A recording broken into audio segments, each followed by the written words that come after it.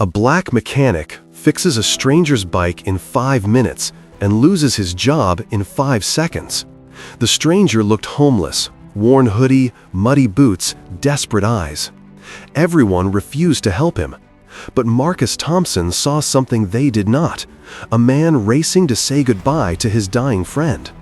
What no one knew, that stranger was Keanu Reeves.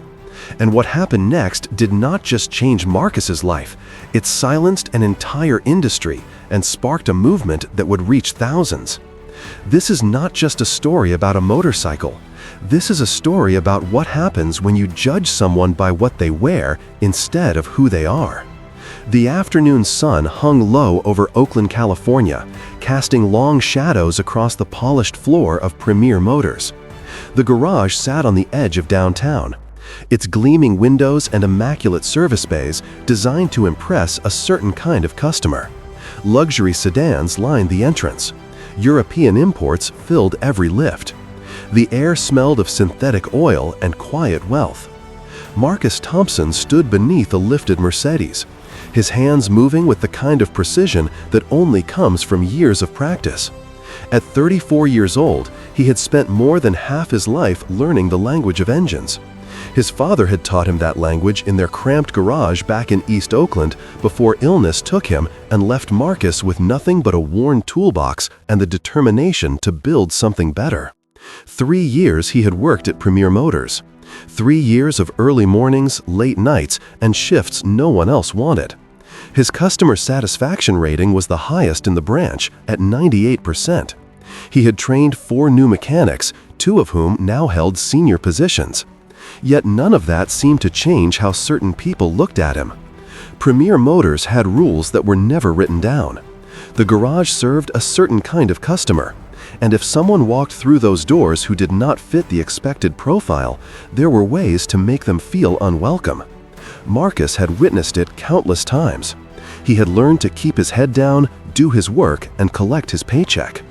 His mother, Dorothy, 67 and diabetic, depended on him. Her medication was not cheap, and he could not afford to make waves, but sometimes the waves came to him anyway. It was nearly 4 o'clock in the afternoon when the man appeared. He did not walk in so much as struggle through the entrance, pushing a motorcycle that had clearly given up on life. The engine was dead, the wheels scraping against the floor with a sound that made everyone turn and stare. Marcus looked up from beneath the Mercedes. He could not see the man clearly from where he stood, but something in the scene pulled at his attention. The man was tall, maybe 6 feet, with a lean build hidden beneath a faded gray hoodie. His jeans were worn at the knees, his boots scuffed and muddy. A baseball cap sat low on his head, and dark sunglasses covered his eyes. A thick beard obscured the lower half of his face, longer than most men bothered to grow. He looked like someone who had been on the road for a while and had no interest in impressing anyone. But the motorcycle told a different story. It was a classic, a vintage model that collectors dreamed about. The chrome was scuffed and the paint chipped, but Marcus recognized quality when he saw it. This was not some cheap ride. This was something special. Brenda sat behind the front desk, filing her nails with practiced boredom. She glanced up when the man approached, and her expression shifted almost imperceptibly. A tightening around the eyes, a flicker of dismissal. She looked at his clothes, his muddy boots, the way he gripped the handlebars like a man holding on to his last hope. And then she looked away. "Can I help you?" she asked, though her tone suggested otherwise. The man's voice was strained when he spoke, tight with barely controlled emotion. "My bike died a few blocks from here. I pushed it in. I know I do not have an appointment, but this is an emergency. My friend Michael, he was in an accident 3 days ago. Bad one. The doctors called an hour ago and said he might not make it through the night. I have to get to the hospital." He paused, swallowing hard. "This bike? Michael gave it to me 20 years ago. It is not just transportation. It is the last piece of him I have. I cannot leave it on the side of the road. I just need someone to look at it. I will pay whatever it costs." Brenda did not look up from her nails. "We do not take walk-ins without an appointment. Company policy." "Please," the man said, his voice cracking. "I am begging you." Brenda finally met his eyes. She studied him for a long moment, her gaze traveling from his worn hoodie to his faded jeans to his muddy boots. Then she snapped her gum and shrugged. "Like I said, no appointment, no service." Behind her, 2 mechanics had stopped working to watch. Tyler leaned toward Greg and muttered something under his breath. Greg snickered. Marcus could not hear the words, but the meaning was clear enough. The man stood frozen at the counter. For a moment, he looked like he might argue, might demand to speak to someone in charge, but instead, his shoulders slumped and he nodded slowly. "Okay," he said quietly. "I understand." He turned and began pushing the dead motorcycle back toward the door. Something inside Marcus shifted.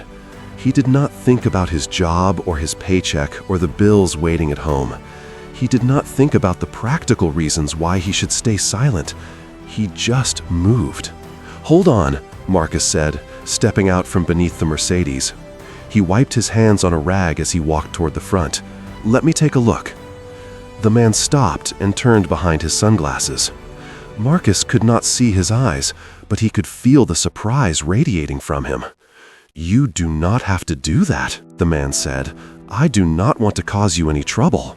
"You are not causing trouble," Marcus replied. "You are asking for help. There is a difference." He was halfway to the motorcycle when Victor Harmon's voice sliced through the garage. "Marcus!" Marcus stopped. He knew that tone. He turned slowly. Victor stood in the doorway of his office, a foam cup of coffee in his hand.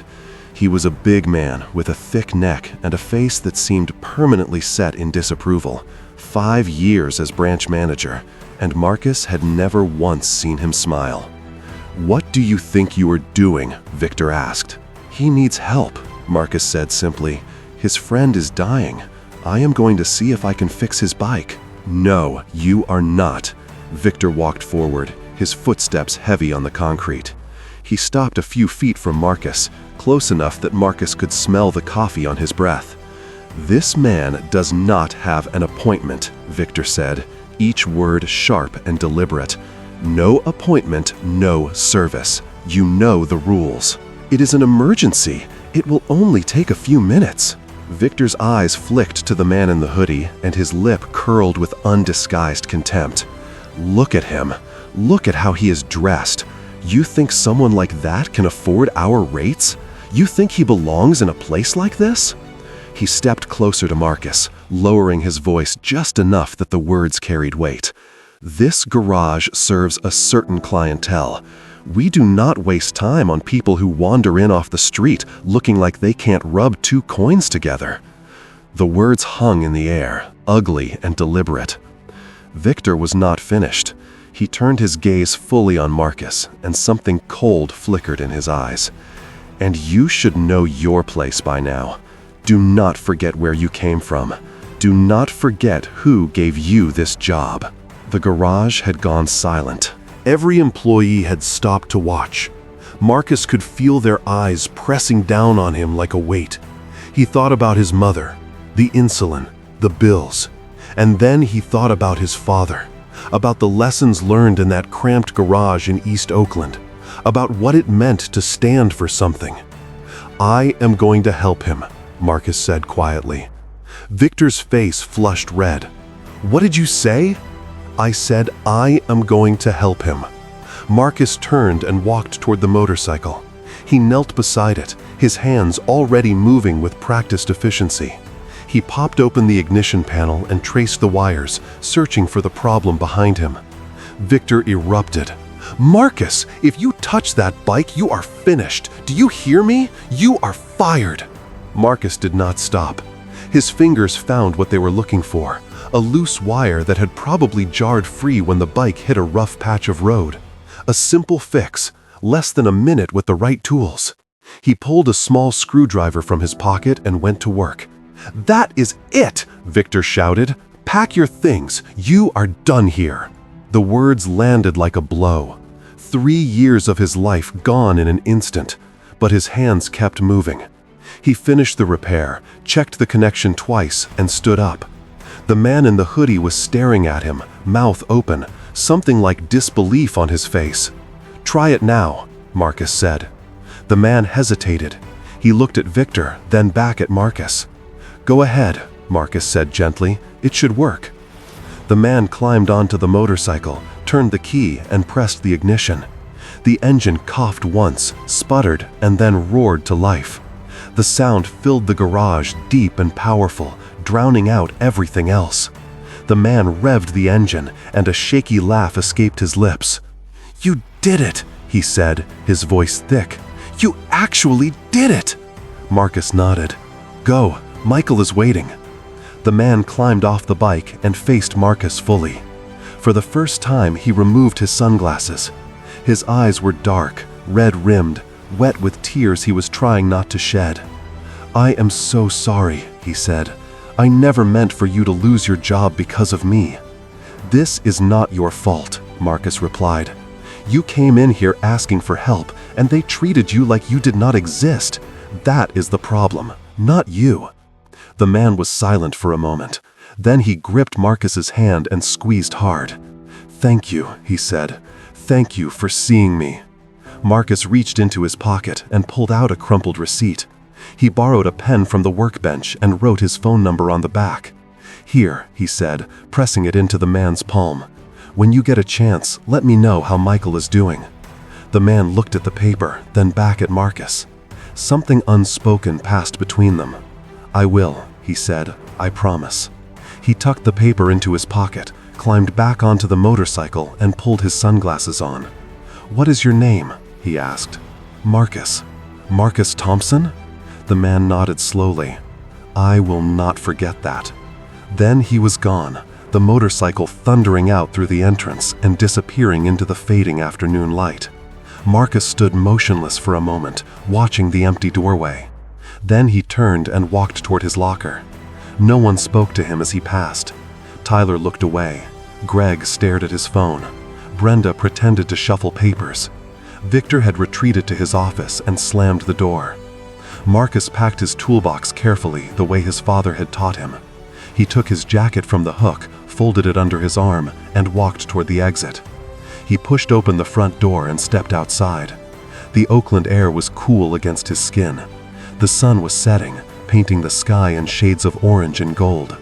Behind him, the garage continued its work as if nothing had happened. Marcus took a deep breath, gripped his toolbox, and started walking. He did not know what he would tell his mother, did not know how he would pay the bills or keep the lights on. But somewhere in this city, a man was racing to say goodbye to his oldest friend. And that man was going to make it because Marcus had done what was right. For now, that would have to be enough. The apartment was quiet when Marcus came home that evening.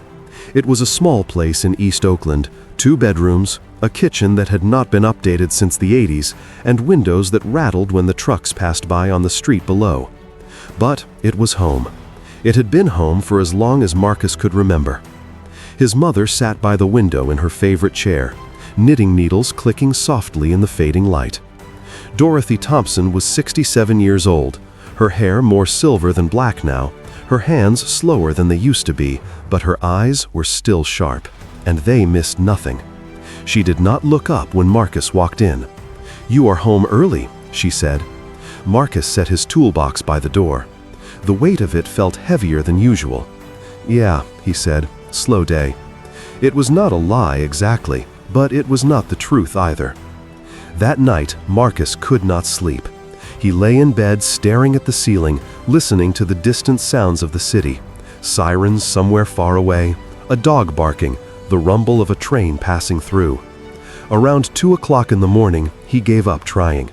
He walked to the kitchen and sat at the small table where he and his mother shared their meals.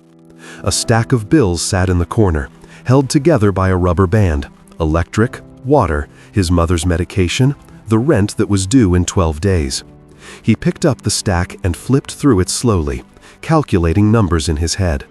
Without his paycheck from Premier Motors, they had maybe 3 weeks before things started falling apart, maybe less. Marcus set the bills down and pressed his palms against his eyes. What was he going to do? The next morning, he woke early out of habit. He showered, dressed in his best jeans and a clean shirt, and packed his toolbox. Old habits were hard to break, and sitting around feeling sorry for himself was not going to pay the bills. His first stop was a garage on 14th Street, a small independent shop he had driven past 100 times. The manager was a heavy-set man with grease under his fingernails and a giant's cap pulled low over his eyes. "Marcus Thompson," the man said, looking at the resume Marcus had handed him. "Wait, you were the guy from Premier Motors, right? The one who got fired last week?" Marcus felt his stomach tighten. "Yes, sir, but if you let me explain." "I heard what happened." The manager shook his head slowly. "Look, I am sure you are a decent mechanic, but I cannot hire someone who got canned for breaking company rules. Word gets around, you know. I have got a reputation to protect." "I was just trying to help someone," Marcus said. "His friend was dying." "I get it." The manager held up a hand. "I do, but rules are rules. Sorry, man, I cannot help you." Marcus nodded, swallowing the words he wanted to say. "Thank you for your time." The second garage was in Fruitvale, a bitter operation with 6 bays and a waiting room that smelled like burnt coffee. The owner looked Marcus up and down when he walked in, taking in his clothes, his face, his hands. "You are looking for work?" the man asked. "Yes, sir. I have got 10 years of experience. I can handle anything from basic maintenance to full engine rebuilds." The owner tilted his head. "You sure you want to be a mechanic? You look like you would be better suited for detailing. You know, washing cars, vacuuming interiors. We've got an opening for that." Marcus felt something cold settle in his chest. He had heard comments like this before. The subtle suggestions that someone who looked like him did not belong under a hood, that his hands were meant for cleaning, not creating. "I am a mechanic," Marcus said quietly. "That is what I do." The owner shrugged. "Suit yourself. Leave your information with the front desk. We will call you if something opens up." They never called. By the end of the week, Marcus had visited 7 garages across Oakland, 7 rejections. Some were polite, some were not, but the result was always the same. The word had spread. He was the troublemaker from Premier Motors, the guy who broke the rules and got himself fired. Nobody wanted that kind of liability. On the 7th day, Marcus came home with his shoulders slumped and his hope running thin. His mother was in her usual spot by the window, knitting something that looked like a scarf. "You have been coming home early all week," she said, still not looking up. "And you have been leaving earlier than usual, too. That is a strange combination for a man with a steady job." Marcus stood in the doorway, unable to move. He had been putting this off for days, telling himself he would find something new before she needed to know. But the lie was getting too heavy to carry. "Mama," he said softly. Something in his voice made her stop knitting. She looked up at him, her dark eyes searching his face. "Sit down," she said. Marcus crossed the room and sank into the chair across from her. For a long moment, neither of them spoke. The only sound was the ticking of the old clock on the wall, the one his father had bought at a flea market 30 years ago. "I lost my job," Marcus finally said, "a week ago. I should have told you sooner, but I thought I could find something else before you needed to know." Dorothy set her knitting aside carefully. "Tell me what happened." So Marcus told her. He told her about the man with the broken motorcycle, about Michael lying in a hospital bed somewhere, about Brenda's cold indifference and Victor's cruel words. He told her about the choice he made and the price he paid for it. When he finished, the room was silent again. Dorothy looked at him for a long time, her expression unreadable. "Did you do what was right?" she asked. Marcus nodded. "Yes, Mama, I did." "Then do not let a paycheck make you ashamed of who you are." Her voice was soft but steady, the voice of a woman who had seen hard times before and survived them all. "Your father would be proud of you, and so am I." Marcus turned his face away, blinking hard. He would not cry. He was 34 years old, and he would not cry in front of his mother like a child. But the tears came anyway. Dorothy reached across and took his hand, her fingers warm and rough from years of work. She did not say anything else. She did not need to. 3 days later, Marcus was sitting at the kitchen table again, staring at the bills without really seeing them, when his phone buzzed. He glanced at the screen, unknown number. He almost let it go to voicemail, but something made him pick up. "Hello, Marcus Thompson?" The voice on the other end was deep and warm, familiar in a way Marcus could not quite place. "Yes, who is this?" "I am the man from the garage, the one with the motorcycle." Marcus sat up straighter. "Oh, yes, I remember. I wanted to let you know that Michael is going to be okay. He woke up 2 days ago. The doctor said if I had arrived even an hour later, I might not have made it in time to say goodbye." The man paused. "But I did make it because of you." Something loosened in Marcus's chest, a tension he had not realized he was carrying. "I am glad," he said, "really glad." "I would like to meet you," the man said, "to thank you properly. And there is something I want to talk to you about, something important." Marcus hesitated. "You do not owe me anything." "I was just doing what anyone would do." "No," the man's voice was firm. "You did what no one else was willing to do. That is different. Please, let me buy you a cup of coffee at least." They agreed to meet at a small cafe in downtown Oakland, a quiet place with brick walls and mismatched furniture. Marcus arrived 15 minutes early and took a seat in the corner where he could see the door. When the man walked in, Marcus almost did not recognize him.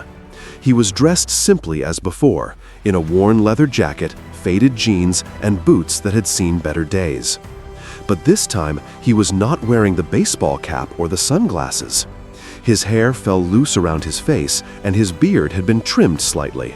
And suddenly, Marcus knew exactly who he was looking at.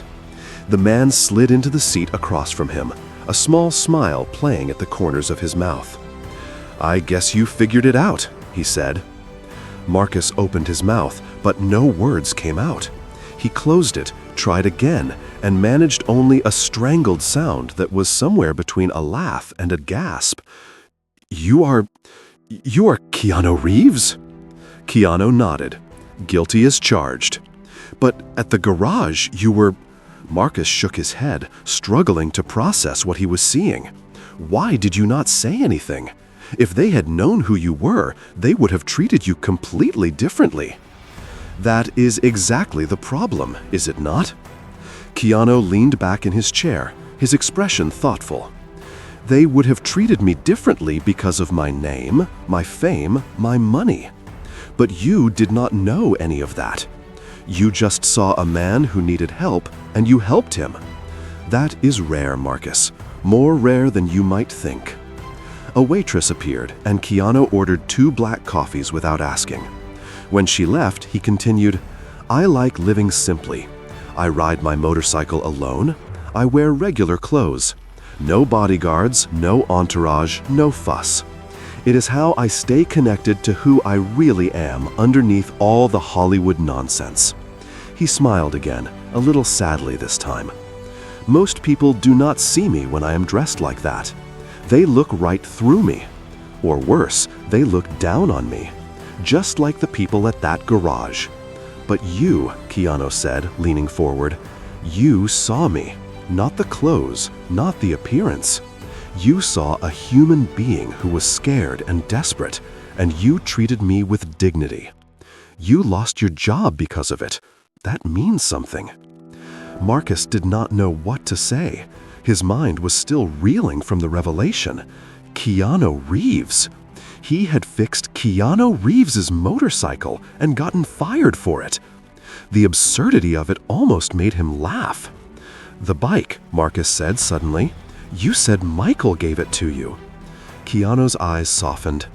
20 years ago, we were both young, both struggling, both trying to make it in an industry that did not care whether we succeeded or failed. Michael believed in me when no one else did. That motorcycle was his way of saying that someday I would make it. And when I did, I should never forget where I came from." He paused, looking down at the table. Michael is one of the few real friends I have ever had. When I got the call about his accident, I did not think. I just got on the bike and rode. And when it broke down, he shook his head. I thought I was going to lose him without getting to say goodbye. But you made it, Marcus said. Because of you. The coffees arrived. Keanu wrapped his hands around his cup but did not drink. He seemed to be gathering his thoughts. Marcus, I want to tell you something. I know Richard Caldwell, the CEO of Premier Motors. Marcus blinked. You know him? We go way back. Before the fame, before the money, before any of it.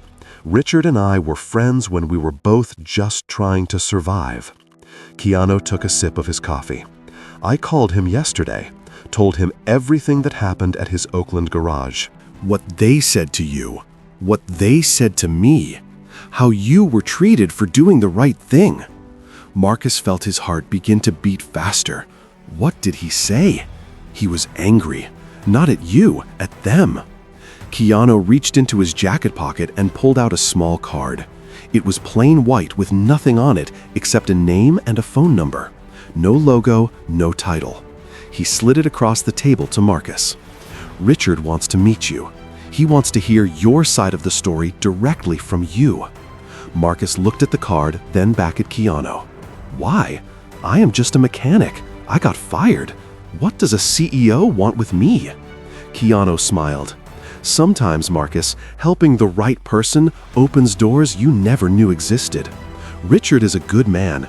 He built his company from nothing, and he does not like what happened in his name. He stood up, leaving a few bills on the table for the coffee. You did the right thing in a world that rewards indifference. Do not let anyone make you think that was a mistake. He reached out and gripped Marcus's shoulder once firmly. Call that number, and Marcus. He paused at the door, looking back. Whatever happens next, remember that you already proved who you are. The rest is just details. Then he was gone, stepping out into the Oakland afternoon. A moment later, Marcus heard the familiar rumble of a motorcycle engine, the same engine he had brought back to life just over a week ago. The sound faded into the distance, swallowed by the noise of the city. Marcus sat alone at the table, the business card resting in his palm. He stared at it for a long time, turning it over and over between his fingers. For the first time since he had walked out of Premier Motors, something that felt like hope began to stir in his chest. He did not know what tomorrow would bring, did not know if this card would lead anywhere, or if it was just another dead end. But Keanu Reeves had looked him in the eye and told him that he mattered, that what he did mattered, and that Marcus decided was worth holding on to. He tucked the card carefully into his pocket, finished his coffee, and walked out into the fading light. 2 days after his meeting with Keanu, Marcus was sitting at the kitchen table eating breakfast when his phone rang. The screen showed an unfamiliar number with a San Francisco area code. He hesitated for a moment, then answered. Good morning, am I speaking with Marcus Thompson? The voice on the other end was crisp and professional, a woman who sounded like she had made 1,000 calls exactly like this one. Yes, this is Marcus. Mr. Thompson, my name is Linda. I am calling from the executive office of Premier Motors. Mr. Richard Caldwell, our CEO, would like to meet with you today at our headquarters in San Francisco. Would you be available? Marcus nearly dropped his phone. Today? Yes, sir. At 2 o'clock this afternoon, we can send a car to pick you up at 11 o'clock if that works for you. He looked across the table at his mother, who had stopped eating and was watching him with raised eyebrows. Yes, that works. Excellent. The driver will meet you at your residence. Please be ready by 11 o'clock. Have a good morning, Mr. Thompson. The line went dead. Marcus stared at the phone in his hand for a long moment. Then he looked at his mother. Who was that? Dorothy asked. The CEO of Premier Motors wants to meet me today in San Francisco. Dorothy set down her fork slowly. Well, she said, I suppose you had better find something decent to wear. At exactly 11 o'clock, a black sedan pulled up in front of the apartment building in East Oakland. The driver was a young man in a neat uniform who held the door open for Marcus without a word. Marcus had put on his best clothes, a white dress shirt that he usually reserved for church, a pair of dark slacks that were a few years old but still fit, and his work boots. He had tried to scrub the oil stains from the leather, but some marks refused to come out no matter how hard you worked at them. He did not own any other shoes. The drive across the Bay Bridge took just under an hour. Marcus spent most of it staring out the window, watching the San Francisco skyline grow larger and larger until it filled the entire horizon. He had been to the city before, of course, but never like this. Never in the back of a private car on his way to meet someone who ran an empire. The Premier Motors headquarters was a glass tower in the heart of the financial district, 15 stories of steel and sunlight that seemed to touch the clouds. Marcus stepped out of the car and stood on the sidewalk, craning his neck to see the top. He had fixed cars his entire life, but he had never set foot in a building like this. Inside the lobby was all marble floors and high ceilings, with a reception desk that looked like it cost more than his entire apartment. A young woman smiled at him as he approached and handed him a visitor badge. "Mr. Thompson, please take the elevator to the 15th floor. They are expecting you." The elevator ride felt longer than it should have. Marcus watched the numbers climb, his reflection staring back at him from the mirrored walls. He looked out of place, he thought, a mechanic in work boots surrounded by glass and chrome, but he straightened his shoulders and kept his head up. He had earned his place here. He had nothing to be ashamed of. The doors opened onto a wide reception area flooded with natural light. Floor-to-ceiling windows offered a panoramic view of the city below. The carpet was soft gray, the furniture sleek and modern. Everything looked expensive in a quiet, understated way. A young man in a tailored suit met him at the elevator. "Mr. Thompson, right this way, please." He led Marcus down a short hallway and stopped in front of a set of glass doors. Through them, Marcus could see a large conference room with a long table and high-backed leather chairs. 3 people were already inside. The first was Keanu. He sat in the corner of the room dressed in his usual simple style, a black t-shirt and jeans, holding a cup of coffee. He gave Marcus a small nod as he entered. The second was a woman with silver hair and horn-rimmed glasses. She sat at the table with a tablet in front of her, her expression calm and attentive. The third was a tall black man in his 50s with salt and pepper hair and a strong jaw. He wore a gray suit without a tie, and when Marcus walked in, he rose from his chair and crossed the room in 3 long strides. "Marcus Thompson." His handshake was firm and warm. "Thank you for coming. I am Richard Caldwell." "Mr. Caldwell." Marcus shook his hand, trying not to feel overwhelmed. "Thank you for inviting me." Richard gestured to a chair. "Please sit. We have a lot to discuss." Marcus took a seat across from Richard. The woman with the silver hair introduced herself as Dr. Patricia Monroe, a corporate culture consultant who had been working with Premier Motors for the past year. "I have heard a great deal about you, Mr. Thompson," she said. "Your reputation precedes you." Marcus was not sure how to respond to that, so he simply nodded. Richard leaned back in his chair and folded his hands on the table. "Let me start by telling you what I know. Keanu has told me his side of the story. I have read the incident report filed by Victor Harmon, and I have reviewed the security footage from our Oakland branch." He pressed a button on the table, and a large screen on the wall flickered to life. Marcus watched as the scene from that afternoon played out in front of him. There he was, kneeling beside the motorcycle, his hands working quickly on the engine. And there was Victor, red-faced and shouting, his words muffled, but his anger unmistakable. The footage showed everything. Brenda at the front desk filing her nails while a desperate man begged for help. Tyler and Greg in the background watching but doing nothing. Victor's contemptuous dismissal of both the customer and the employee who dared to help him. And finally, Marcus walking out the door, toolbox in hand, while no one said a word. Richard turned off the screen. The room was silent for a moment. "I built Premier Motors from nothing," Richard said quietly. 30 years ago, I was working out of a one-bay garage in Compton. I had no money, no connections, no fancy degree, just my hands and my determination." He looked at Marcus. "I know what it feels like to be dismissed because of how you look, To have people assume you do not belong before you even open your mouth. He stood and walked to the window, his back to the room. I swore that my company would never treat anyone that way, that every customer who walked through our doors would be treated with respect, regardless of what they wore or what they drove. He turned around, but clearly I failed because what I saw on that footage is exactly the kind of behavior I built this company to stand against. Marcus did not know what to say. He had expected many things from this meeting, but not this. Richard returned to the table and opened a folder. I pulled your personnel file, Marcus. 3 years at our Oakland branch. 98% customer satisfaction rating, the highest in the entire location. Not a single complaint. You trained 4 new mechanics, 2 of whom are now senior technicians. You took the hardest shifts, worked overtime without complaint, and never once asked for special treatment. He closed the folder. And you were fired for helping a man whose best friend was dying in a hospital bed. I was just doing what I thought was right, Marcus said. That is exactly my point. Richard leaned forward. You did what was right when no one asked you to. You stood up when everyone else chose to stay silent. That is not something you can teach. That is character. The door to the conference room opened and a man stepped inside. Marcus felt his stomach tighten.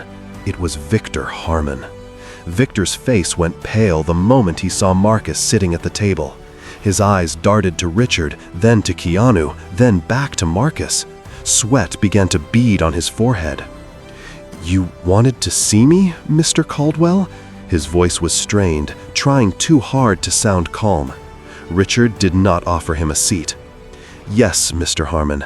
I want to hear your explanation of what happened at the Oakland branch 2 weeks ago. Victor swallowed hard.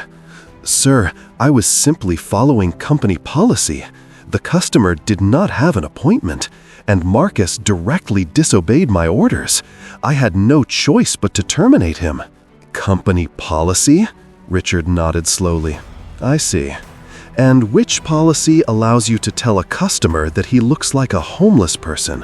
Which policy permits you to tell an employee to know his place? Victor's face drained of color. That was taken out of context. I did not mean. Richard pressed a button, and the security footage began playing again. This time, the audio was on. Victor's voice filled the room, sharp and cruel. Look at him. Look at how he is dressed. You think someone like that can afford our rates? You think he belongs in a place like this? And then, even worse, you should know your place by now. Do not forget where you came from. The words hung in the air like poison. Richard stopped the footage. This is not the first time, Mr. Harmon. He opened another folder and slid it across the table. In the past 18 months, there have been 7 complaints from employees about your conduct, 4 complaints from customers about discriminatory treatment. All of them were buried or dismissed. Victor's hands were shaking now. Those people were exaggerating. They misunderstood. Enough. Richard's voice was quiet, but it cut through the room like a blade. I have heard enough excuses, Mr. Harmon. You are terminated. Effective immediately. Victor's mouth opened and closed, but no words came out. Richard continued, his tone cold and measured. Furthermore, I will be sharing your personnel file with every company in our network, all 47 of our partner organizations across the country. I cannot stop you from finding work elsewhere, but I can make sure that anyone who considers hiring you knows exactly who they are getting. Victor stood frozen, his face a mask of shock and disbelief. People who treat others with contempt have no place in any business I am associated with. Richard nodded to a security guard who had quietly entered the room. Please escort Mr. Harmon out of the building. The guard stepped forward and took Victor by the arm. For a moment, Victor looked like he might resist. Then his shoulders slumped and he allowed himself to be led away. The door closed behind him with a soft click. The room was silent for a long moment. Then Richard turned back to Marcus, and when he spoke again, His voice was gentler. "Now, let us talk about you." He pushed a folder across the table. "I would like to offer you the position of lead technician at our Oakland branch. A 20% raise, full authority over hiring decisions, workplace standards, and customer service protocols. You will report directly to regional management, not to any branch supervisor." Marcus stared at the folder, then looked up at Richard. "Why me? There are people who have been with the company longer, people with more credentials." "Because you did the right thing when it cost you everything," Richard said. "Because you stood up for a stranger when no one else would. I do not need employees who follow orders blindly. I need people who understand the difference between rules and principles." From the corner of the room, Keanu spoke up. "He is right, Marcus. You showed me who you are that day at the garage. Not many people would have done what you did." Marcus was quiet for a moment. Then he said, "I will accept, but I have one condition." Richard raised an eyebrow. "I am listening." "I want to change how that garage operates. Not just the policies on paper, but the culture itself. Every customer who walks through those doors should be treated with respect, no matter what they are wearing, no matter what car they drive, no matter what they look like." Marcus met Richard's eyes steadily. "And I want the authority to remove anyone who violates that standard. No exceptions." Richard studied him for a long moment. Then, slowly, a smile spread across his face. It was the first time he had smiled since the meeting began. "You have it," he said. "Full authority. Whatever you need to make it happen." They stood and shook hands. Keanu rose from his chair and walked over, placing a hand on Marcus' shoulder. "I told you," Keanu said with a quiet smile. "Helping the right person opens doors." Dr. Patricia Monroe, who had been silent throughout the meeting, finally spoke. "Mr. Thompson, I would like to work with you on implementing these changes. Building a culture of respect takes time and intention, but I believe you have what it takes to lead that effort." Marcus nodded. "I would appreciate that." 20 minutes later, Marcus walked out of the Premier Motors headquarters into the bright San Francisco afternoon. The sun was warm on his face, and the city stretched out before him in all directions, alive with possibility. He carried a folder full of documents under his arm. His new contract, his new title, his new responsibilities. But more than that, he carried something that had felt out of reach for a long time: purpose. He was no longer the mechanic who had been fired for doing the right thing. He was the man who had been given the chance to change an entire system from the inside. And for the first time in his life, Marcus Thompson felt not just seen, but truly heard. The following Monday, Marcus Thompson walked through the front doors of Premier Motors in Oakland. But this time, everything was different. He did not enter through the side entrance like he used to, the one reserved for employees who were expected to stay out of sight until they were needed. Instead, he walked through the main entrance, past the reception desk, past the service bays where he had spent 3 years of his life working in the shadows. Brenda looked up from behind the counter. Her eyes widened, and for a moment she seemed unsure of what to say. The last time she had seen Marcus, he was walking out the door with his toolbox, fired and humiliated in front of everyone.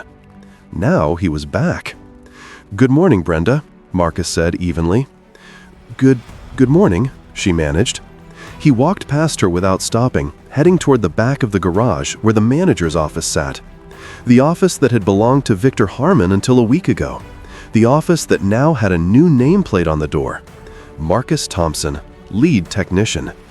He stood in front of the door for a moment, looking at the nameplate. It was a small thing, just a piece of plastic with his name etched in white letters, but it represented something much larger than that. He opened the door and stepped inside. The office was modest, just a desk, a chair, a filing cabinet, and a window that looked out over the service bays. On the desk sat a small box. Marcus opened it and found a new name badge inside, along with a note from Richard Caldwell. "Build something worth believing in, RC." Marcus pinned the badge to his shirt and got to work. His first order of business was a staff meeting. He gathered everyone in the break room, mechanics and technicians and service advisors, even Brenda from the front desk. Some of them looked curious, Some looked skeptical. A few, like Tyler and Greg, could not quite meet his eyes. Marcus stood at the front of the room and looked at each of them in turn. "I am not going to pretend that the last few weeks did not happen," he began. "You all know what went on. You all saw it. Some of you might think I got lucky. Some of you might think I do not deserve to be standing here. That is fine. You are entitled to your opinions." He paused, letting the silence settle. "But here is what I need you to understand. From this moment forward, things are going to change in this garage. Not because corporate is watching, and not because I have something to prove, but because it is the right thing to do." He looked around the room again. "Every customer who walks through that door deserves to be treated with respect. It does not matter what they are wearing. It does not matter what car they drive. It does not matter if they look like they have money or they look like they do not. When they come to us for help, we help them. Period. No exceptions." Someone in the back shifted uncomfortably. Marcus did not look to see who it was. "If anyone has a problem with that, the door is right there. I will not hold it against you. But if you stay, you follow these rules.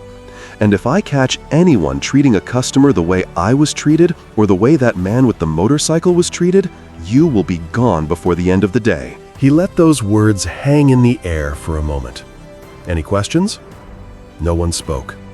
Good. Let us get to work. The first few weeks were not easy. Change never is.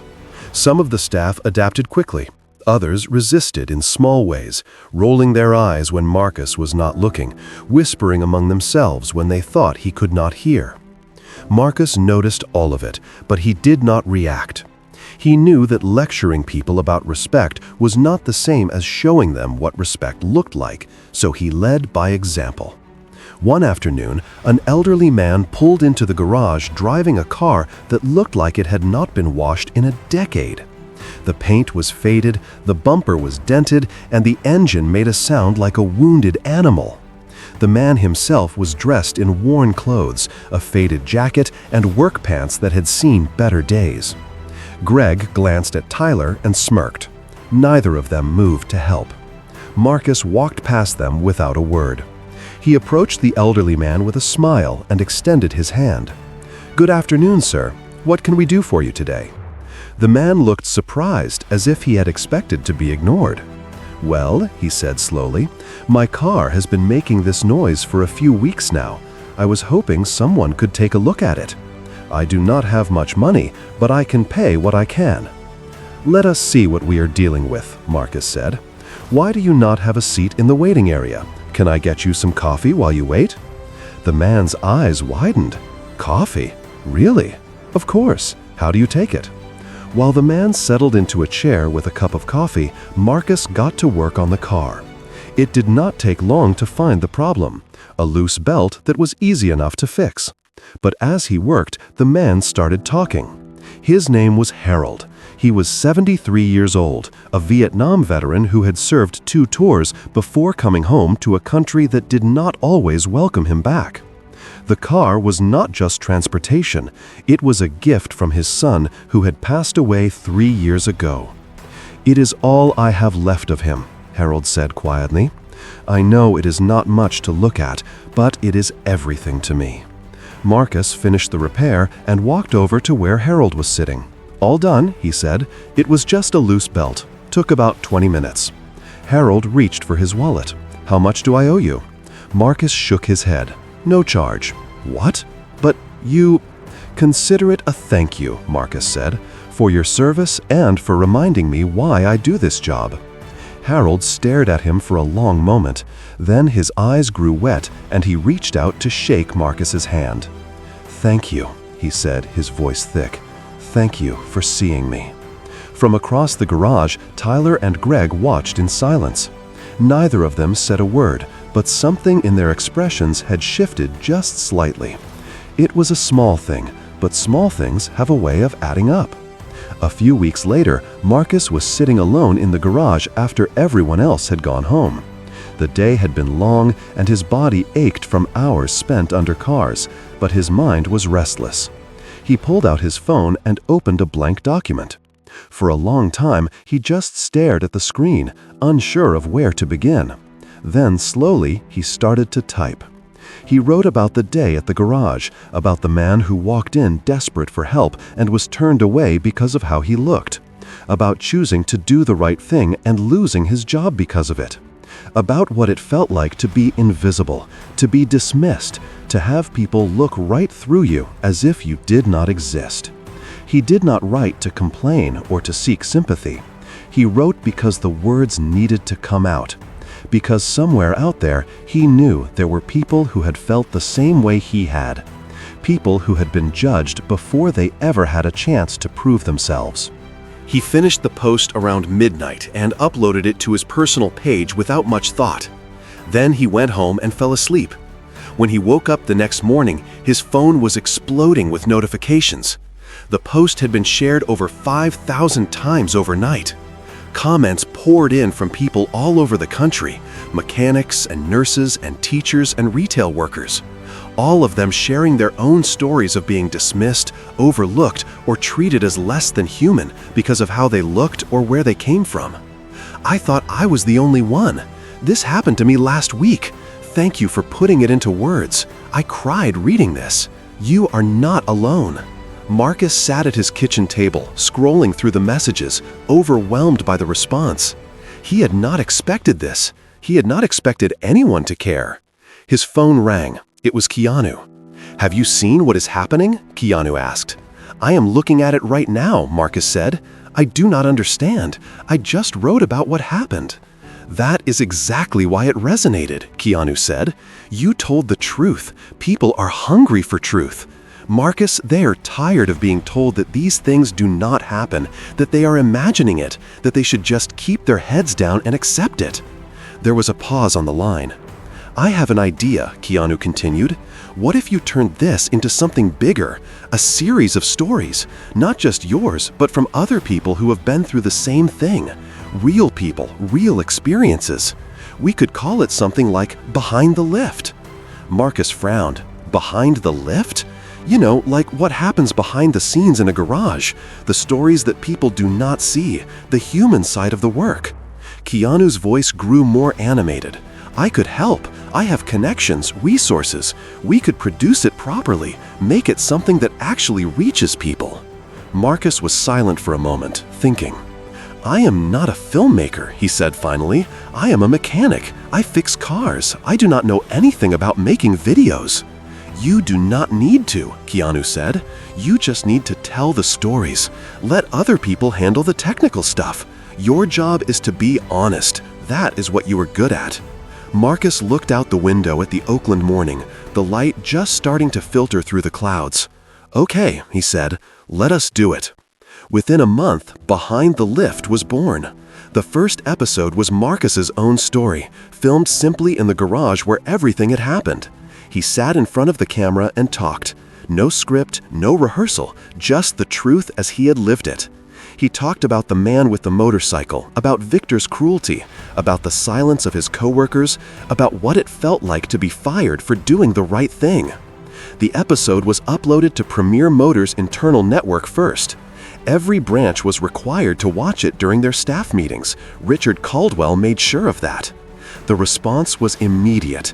Employees from garages across the country reached out, some with apologies for things they had done, others with gratitude for finally having someone say out loud what they had been feeling for years. The second episode featured a young woman named Rosa from Phoenix who had been passed over for promotion 3 times because her manager said she did not look professional enough. The real reason she suspected was the tattoo on her forearm, a memorial to her grandmother who had raised her. The third episode told the story of James, a retired engineer from New Jersey who had walked into an electronics store to buy a new computer. The salespeople ignored him for 20 minutes because he was wearing his old work clothes. When he finally got someone's attention, they tried to steer him toward the cheapest model, assuming he could not afford anything better. He ended up buying the most expensive computer in the store, paid in cash, and never went back. The fourth episode was different. It featured a voice deep and familiar, but no face. Keanu had agreed to share his side of the story, but he did not want the attention that would come with showing himself on camera. So he spoke from behind a black screen, telling the world what it felt like to be dismissed and ignored simply because of how he was dressed. "I have been famous for a long time," Keanu said in the recording, "and I have learned that fame is a strange thing. When people know who you are, they treat you one way. When they do not, they treat you another way entirely. That day at the garage, I was just a man with a broken motorcycle and a dying friend. And the only person who saw me as a human being was Marcus." He paused. "That taught me something important. The way we treat people when we think they have nothing to offer us, that is who we really are. Marcus showed me that there are still people in this world who do the right thing simply because it is right, not for reward, not for recognition, just because that is who they are." The episode went viral beyond Premier Motors. News outlets picked it up. People shared it across social media. For a brief moment, Behind the Lift became part of a larger conversation about dignity, respect, and the way we treat each other in everyday life. Dr. Patricia Monroe worked with Marcus to develop a formal training program based on the series. They called it Respect First. It was not just about customer service. It was about recognizing the humanity in every person who walked through the door, regardless of their appearance or circumstances. The program was rolled out across all Premier Motors locations. Other companies began reaching out, asking if they could license the content for their own training. But for Marcus, the most meaningful moments were the small ones. One evening, after most of the staff had left, Tyler approached him in the garage. He stood there for a moment, hands shoved in his pockets, looking at the floor. "Marcus," he said finally, "I need to say something." Marcus set down the wrench he was holding. "I am listening. That day when Victor fired you, I was standing right there. I saw everything, and I did not say a word." Tyler's voice was tight. "I knew what you were doing was right. I knew how they were treating that man was wrong, but I was scared.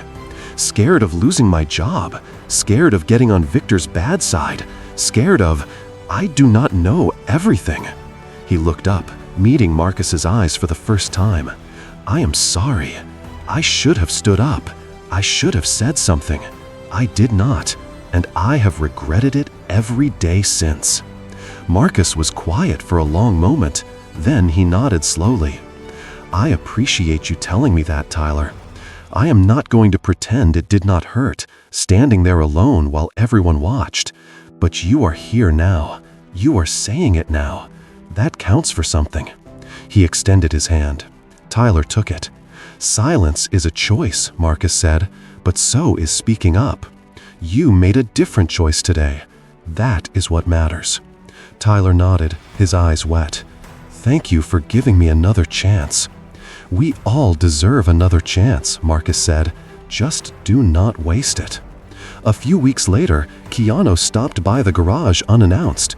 He was dressed in his usual simple style, jeans and a plain jacket, nothing that would draw attention. He walked in through the front entrance, just another customer looking for help. Brenda looked up from behind the counter. She smiled warmly. "Good afternoon, sir. How can I help you today?" Keanu glanced over at Marcus, who was watching from across the garage. A small smile played at the corner of his mouth. "I am just here to see a friend," Keanu said. Brenda nodded politely. "Of course, go right ahead." Keanu walked over to where Marcus was standing. They shook hands. "She did not recognize me," Keanu said quietly. "No," Marcus agreed, "but she treated you with respect anyway. That is the whole point." Keanu looked around the garage, taking in the staff working at their stations, the customers waiting comfortably in the lounge, the atmosphere of calm efficiency. "You have built something here, Marcus, something real." Marcus shook his head. "I did not build it alone, and it is not finished yet. Maybe it never will be. That is the thing about change." Keanu said, "It does not happen all at once. It happens one person at a time, one conversation at a time, one choice at a time." He clapped Marcus on the shoulder. keep going. The world needs more people like you." 1 year after Marcus had walked back into Premier Motors as lead technician, the Oakland branch received an internal report from corporate headquarters. They had the highest customer satisfaction rating of any location in the entire Premier Motors network. But for Marcus, that was not the victory that mattered most. The victory was in the small moments. A smile from Brenda when a customer walked in wearing work clothes. Tyler staying late to help a single mother whose car had broken down. Greg offering coffee to an elderly man who looked like he could not afford a cup on his own. The victory was in the culture itself, in the way people treated each other when no one was watching. Marcus stood in the garage late one evening after everyone else had gone home. The lights were dim and the air smelled of oil and metal. It was the smell of his childhood, of his father's garage, of everything he had ever known. He thought about the journey that had brought him here, the man with the motorcycle, the choice he had made, the price he had paid, and the doors that had opened because he refused to look away when someone needed help. He had not set out to start a movement. He had not planned to change a company or inspire a training program or become someone that other people looked up to. He had just done what was right, and sometimes that was enough to change everything. 3 years had passed since Marcus Thompson walked back into Premier Motors as lead technician. 3 years of early mornings and late nights, of difficult conversations and small victories, of watching a culture slowly transform from the inside out. Behind the Lift was no longer just a video series. It had become something larger, a movement that had spread far beyond the walls of any single garage. The Respect First training program, developed in partnership with Dr. Patricia Monroe, had been adopted by over 200 companies across the United States. Auto shops, hotels, banks, hospitals, retail chains, organizations that had nothing in common except a shared recognition that the way they treated people mattered. Marcus had never imagined any of this. He had never set out to become a spokesperson or a symbol. He had just tried to do his job the right way, and somehow the world had taken notice. In the spring of that 3rd year, Marcus received an invitation that took his breath away. The National Automotive Service Conference, the largest gathering of industry professionals in the country, wanted him to deliver the keynote address at their annual event in Las Vegas. 3,000 people would be in attendance, executives and managers and technicians from every corner of the nation. Marcus read the invitation 3 times before he believed it was real. On the day of the conference, he stood backstage in a convention center that seemed to stretch on forever. The hum of voices from the auditorium filtered through the curtains. Thousands of people waiting to hear what he had to say. He looked down at his feet. He was wearing the same boots he had worn the day he was fired from Premier Motors. They were old now, the leather cracked and worn, the soles thin from years of standing on concrete floors. He had bought new shoes for the occasion, nice ones that would have looked appropriate on a stage like this, but at the last minute, he had put them back in the box. These boots were a reminder of where he came from, of what he had been through, of the man he had chosen to become. A stagehand appeared at his elbow. "Mr. Thompson, they are ready for you." Marcus took a deep breath and walked out onto the stage. The lights were blinding at first, a wall of white that made it impossible to see the faces in the crowd. But as his eyes adjusted, the audience came into focus. Row after row of people, all of them looking at him, waiting. He stepped up to the microphone. "Good morning," he said. "My name is Marcus Thompson, and I am just a mechanic." A ripple of laughter moved through the crowd. "I stand here today not because I am special," Marcus continued. "I stand here because 3 years ago I did something very ordinary. I helped a man who needed help." He paused, letting the words settle. "That man walked into the garage where I worked, pushing a broken motorcycle. He was dressed in old clothes, he looked tired and desperate. And everyone in that garage, everyone except me, decided that he was not worth their time. I fixed his bike. It took me less than 5 minutes, and for that, I was fired on the spot." The auditorium was silent. I did not know who that man was. I did not know that he was famous or wealthy or connected. I just knew that he was scared, that someone he loved was dying, and that he needed help getting to them. That was enough for me. Marcus looked out at the sea of faces. We work in the service industry, but sometimes I think we forget what service actually means. It is not just about fixing cars or changing oil or rotating tires. It is about how we treat the human beings who trust us with their problems. Every person who walks through your door is carrying a story you do not know. The man in the worn hoodie might be a Hollywood actor. The woman driving the old car might be a doctor rushing to save a life. Or they might just be ordinary people having the worst day of their lives. But here is what I have learned. It does not matter who they are. What matters is that they are human beings, and every human being deserves to be treated with dignity and respect. He paused again. I was fired for believing that, and I would do it again tomorrow.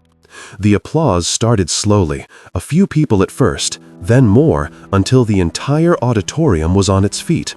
The sound washed over Marcus like a wave, and for a moment he felt overwhelmed by the weight of it, but he did not let it show.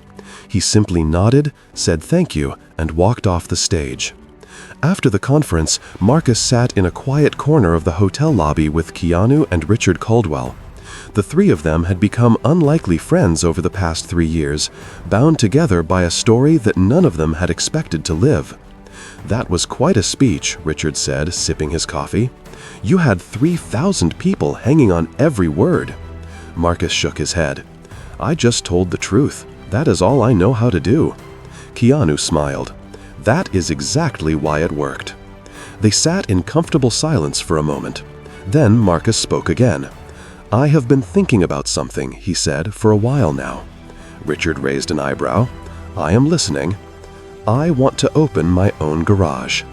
The words hung in the air. Marcus had been carrying them around for months, afraid to say them out loud, afraid that they would sound foolish or presumptuous, but now that they were out, he felt a weight lift from his shoulders. Richard nodded slowly. I had a feeling you would say that eventually. You have outgrown Premier Motors, Marcus, not because the company is not good enough for you, but because you have something bigger to build. Where are you thinking? Keanu asked. East Oakland, Marcus said. The neighborhood where I grew up. There is nothing there. No decent shops, no place for people to go when their cars break down.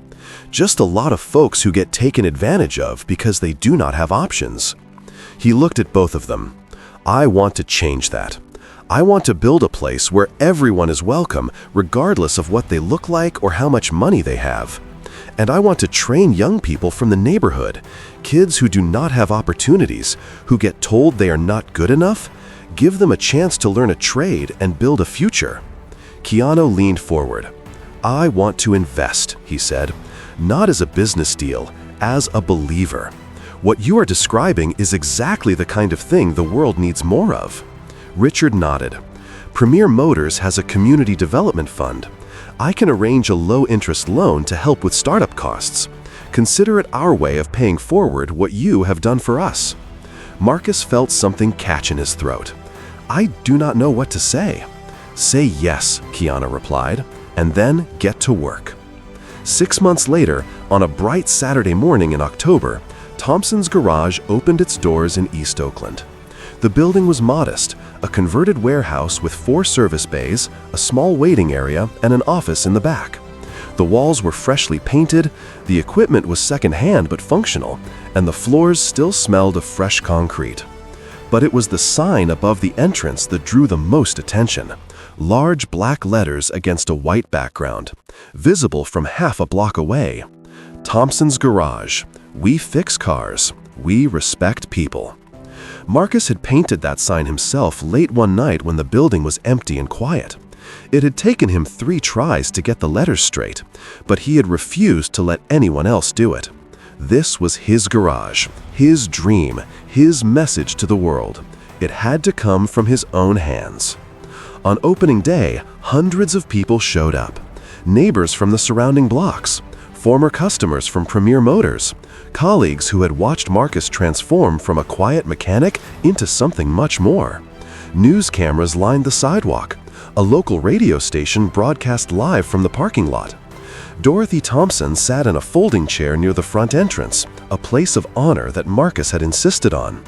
She was 70 years old now, her hair completely white, her hands trembling slightly with age, but her eyes were as sharp as ever, and they shone with pride as she watched her son step up to the ribbon stretched across the garage doors. "I am not good at speeches," Marcus said into the microphone, and the crowd laughed. "So I will keep this short.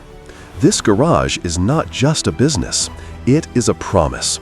A promise that everyone who walks through these doors will be treated with respect. A promise that we will never judge a person by what they wear or what they drive or where they come from." He looked at his mother. "My father taught me how to fix cars. My mother taught me how to treat people. This place is for both of them." Dorothy wiped her eyes with a handkerchief. Marcus had to look away to keep his composure. "And this place is for everyone out there who has ever been told they do not belong," he continued, "who has been dismissed or ignored or made to feel invisible. You belong here. You will always belong here." He picked up the scissors and cut the ribbon. The crowd erupted in cheers. A few minutes later, as Marcus was shaking hands and accepting congratulations, a familiar figure emerged from the crowd. Keanu Reeves, dressed in his usual simple style, jeans and a plain jacket, looking like any other guest at the celebration. Most people did not recognize him, but when he stepped up to the microphone that Marcus had just vacated, a hush fell over the crowd. "I want to tell you a story," Keanu said, his voice calm and measured. 3 years ago, I was having one of the worst days of my life. My best friend was dying in a hospital, and my motorcycle had broken down on the side of the road. I pushed it into a garage, desperate for help." He paused. "The people there took one look at me and decided I was not worth their time. They saw my old clothes, my dirty boots, my unshaven face, and they turned me away. But one man did not. One man saw past all of that and recognized that I was a human being in need.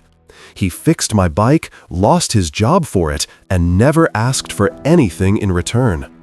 Keanu turned to look at Marcus. "I have met a lot of people in my life, famous people, powerful people, wealthy people. But Marcus Thompson is one of the few who truly understands what kindness means. Not kindness as a transaction, not kindness as a performance, but kindness as a way of being. 3 years ago, he taught me something I will never forget. Do not help someone because they might be able to repay you someday. Help them because it is the right thing to do. That is all. That is everything." The applause that followed was different from before. It was quieter, more thoughtful, as if the crowd was absorbing something they needed to hear. Marcus and Keanu embraced. No words were necessary. A few weeks after the opening, a young man walked into Thompson's garage. He was 17 years old, thin and nervous, with clothes that were a size too big and shoes that were held together with tape. His name was Jordan. "I heard you take apprentices," Jordan said, his voice barely above a whisper. "I have been to a lot of places. They all said no, said I did not look right, said I was not reliable." Marcus looked at the young man standing in front of him. He saw the fear in his eyes, the shame in his posture, the desperate hope that maybe this time would be different. And he saw himself 15 years ago, standing in front of his father's garage, wondering if anyone would ever give him a chance. "What do you know about cars?" Marcus asked. Jordan shook his head. "Not much, but I want to learn. I will work hard. I will do anything." Marcus nodded. "Be here Monday morning, 7 o'clock. Do not be late." Jordan's eyes widened. "That is it? You do not want to see my resume or my grades or—" "You just passed the only test that matters," Marcus said. "You showed up. You asked. And you passed." Jordan stood frozen for a moment, as if he could not believe what he was hearing. Then his face broke into a smile so wide it seemed to transform him entirely. "Thank you," he said. "Thank you. I will not let you down. I know you will not." Over the following months, Marcus taught Jordan everything he knew: how to diagnose an engine problem by sound alone, how to change brake pads without scratching the rotors, how to talk to customers to look them in the eye to make them feel heard. But more than the technical skills, Marcus tried to teach Jordan something deeper. One afternoon, while they were working together under a lifted sedan, Marcus asked, "Jordan, do you know why I gave you this chance?" Jordan paused, thinking, "Because you are a good person?" Marcus shook his head. "Because someone gave me a chance once, a long time ago when I was young and broke and had nothing to offer except my willingness to work. That person believed in me before I believed in myself." He set down his wrench and looked at Jordan. Skills can be taught. Anyone can learn how to change a tire or rebuild an engine. But character, that is something you have to build yourself. And the most important part of character is how you treat people, especially people who cannot do anything for you in return. Jordan listened intently. Someday, you are going to be successful. You are going to have your own garage, your own business, your own life. And when that day comes, I want you to remember this moment. I want you to find someone who is where you are right now, scared and uncertain and hungry for a chance. And I want you to give them what I gave you. That is how we change the world, Jordan. Not with grand gestures or viral videos or speeches in front of thousands of people. We change it one person at a time, one act of kindness at a time, one choice at a time. Jordan nodded slowly. "I understand." "Good. Now hand me that socket wrench." Late one night, long after the garage had closed and everyone had gone home, Marcus sat alone in his small office.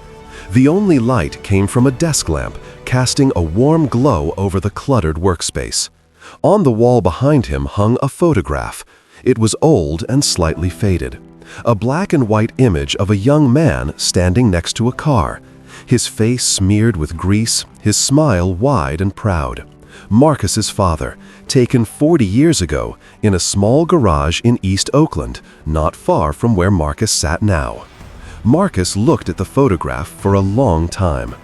"I did it, Dad," he whispered into the silence. "I built something, not to prove anything to anyone, but so that no one else would have to feel invisible the way I once did." He thought about the journey that had brought him here, the man with the broken motorcycle, the choice he had made, the price he had paid, and the doors that had opened because he refused to look away when someone needed help. He thought about Keanu and Richard and Dr. Monroe, about Tyler and Brenda and Greg, who had changed in ways he never expected, about Jordan, who reminded him so much of his younger self, about his mother, who had believed in him even when he had lost faith in himself. He thought about all the people whose stories had been told through behind the lift, the mechanics and nurses and teachers and retail workers who had finally felt seen after years of being overlooked. And he thought about his father, who had taught him that fixing cars was never really about the cars at all. It was about the people who depended on them. Marcus stood up, turned off the lamp, and walked out of the office. The garage was dark and quiet. The only sound, the distant hum of traffic on the street outside. He paused at the entrance and looked up at the sign. Thompson's Garage. We fix cars, we respect people. Then he stepped outside, locked the door behind him, and began walking home. The Oakland night was cool and clear, the stars visible through gaps in the clouds. Marcus walked slowly, in no hurry, his old boots making a familiar rhythm against the pavement. He did not know what tomorrow would bring. He did not know how many more years he would run the garage, or how many more young people he would train, or how far the ripples of his choices would eventually spread. But he knew one thing with absolute certainty. Every day he would wake up and do the right thing. Not because anyone was watching, not because there might be a reward, but because that was who he had chosen to be. And if a man walked into his garage tomorrow, desperate and afraid, with a broken car and a story Marcus did not know, Marcus would help him, because that is what he had always done, and that is what he would always do.